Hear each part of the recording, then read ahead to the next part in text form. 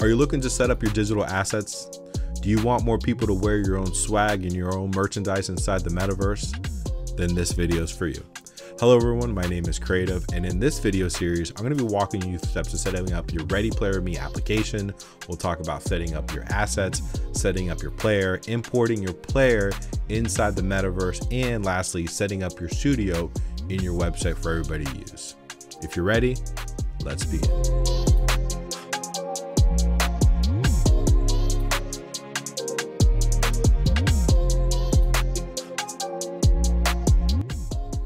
All right, let's begin.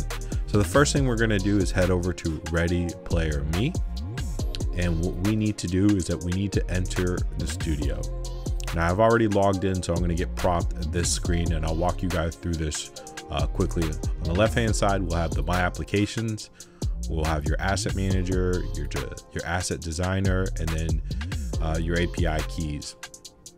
But the first thing we need to do is create an application. So you're going to go ahead and hit the top right and select Add Application. You'll be able to put your application name, be able to put your website, and then from there, select the primary development that you are going to be developing on. So if you're creating your game, go ahead and select you're using Unity or Unreal Engine, and then go ahead and provide them a plan of how you're going to be using your avatar in your system. I was able to add the CreativeOwls application in 2021 when Ready Player Me first came out with it. I'll show you real quick how this looks like on your end once your application is completed.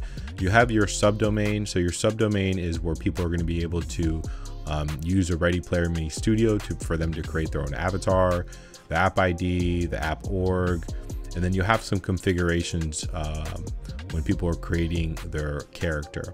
So this is my configuration. So if you guys want to follow along and go ahead and do this, I selected full body. Obviously my avatars are going to be mostly inside spatial, but once I end up developing my game, I am going to be using a full body.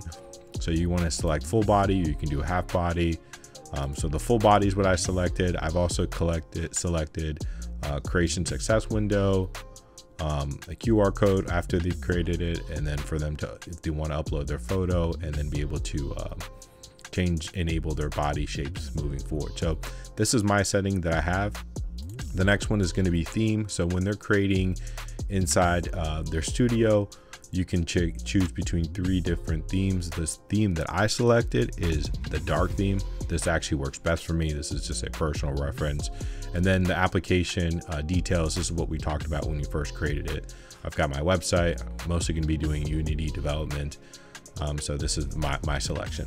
So let's go into our asset manager. So your asset manager is where you're going to be able to manage add and manage your assets. So there's different type of assets that you can create, and we'll go through each one of them. So here's just an example of the ones that I have already here that you can see that I've created previously.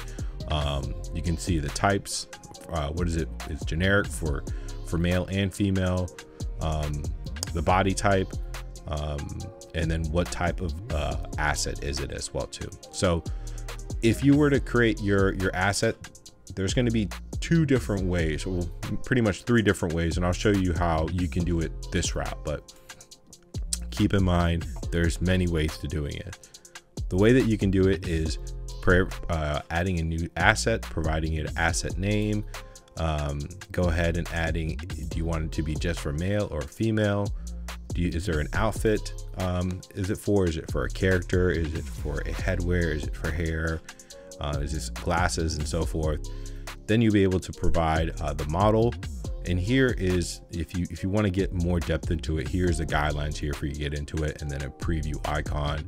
And then you obviously want to select for your application, but we're not going to be taking this route. We're going to be using the asset designer, and I think we're going to have fun creating that as we move forward. But let's keep going.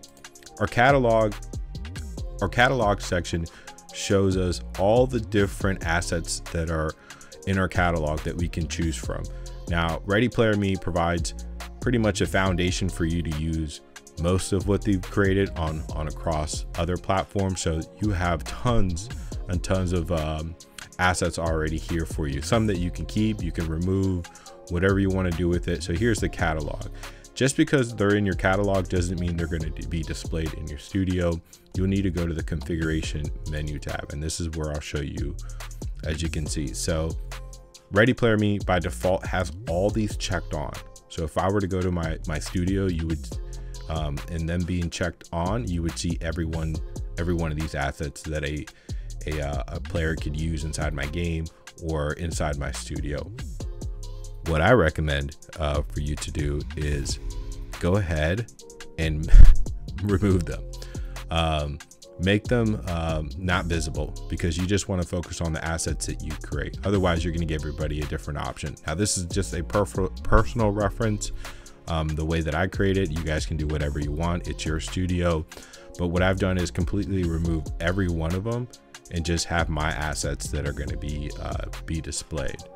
So keep that in mind. As you can see, if I were to go to top, the only ones visible are the ones that I've actually created and designed. So that's something to keep in mind as you're going to be managing your studio. And for those that are asking, well, how does your studio look like right now? All you need to do is select View an App. Basically, you'll get to see how your studio looks like currently. Now, what I talked about is that I removed every one of those assets, so you're only going to see the assets that I've actually created that are actually visible in there. And that goes for shoes, that goes for pants and everything else. I left pants on so everybody can choose whatever pants, but the tops are pretty much what I've modified so far for that we want people to adjust. So we'll get through this whole entire part. Later on in the video, we'll talk about setting this all up a little bit more in depth, and then we'll also talk about how to embed this into your website as well.